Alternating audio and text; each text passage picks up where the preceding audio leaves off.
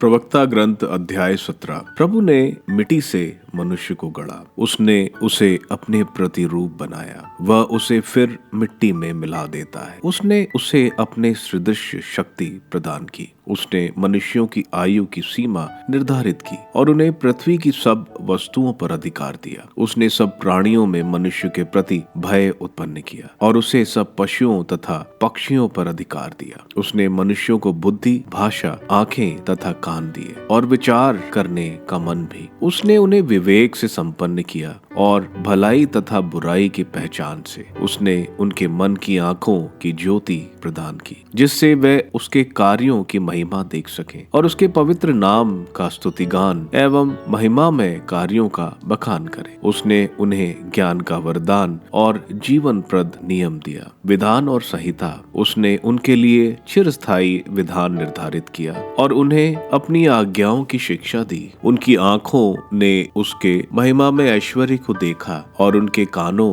ने उनकी महिमामय वाणी सुनी। उसने उनसे यह कहा, हर प्रकार की बुराई से दूर रहो। उसने प्रत्येक को दूसरों के प्रति कर्तव्य सिखाया। सर्वज्ञ प्रभु मनुष्य जो कुछ करता है वह सदा उसके लिए प्रकट है और उसकी आंखें से छुपा हुआ नहीं रह सकता। उसने प्रत्येक राष्ट्रों के लिए एक शासक नियुक्त किया, किंतु इज़राइल प्रभु की विरासत है। मनुष्यों के सभी कार्य दिन के प्रकाश की तरह प्रभु के सामने प्रकट है। वह उनके मार्गों पर निरंतर दृष्टि दौड़ाता है, उनका अधर्म पर उससे छुपा नहीं है। उनके सभी पाप प्रभु के सामने है। मनुष्य का भिक्षा दान मुहर की तरह उसकी रक्षा करता है। प्रभु मनुष्य का परोकार आंखों की पुतली की तरह सुरक्षित रखता है। वह अंत में उठकर उन्हें प्रतिफल प्रदान करेगा। वह उनका पुरस्कार उनके सिर पर रख देगा। ईश्वर पश्चाताप करने वालों को अपने पास लौटा देता और निराश लोगों को ढाढ़स बनाता है। पाप छोड़कर सर्वोच्च ईश्वर के पास लौट जाओ, उससे प्रार्थना करो और उसे अप्रसन्न मत किया करो। अन्याय छोड़कर सर्वोच्च ईश्वर के पास लौट जाओ और अधर्म से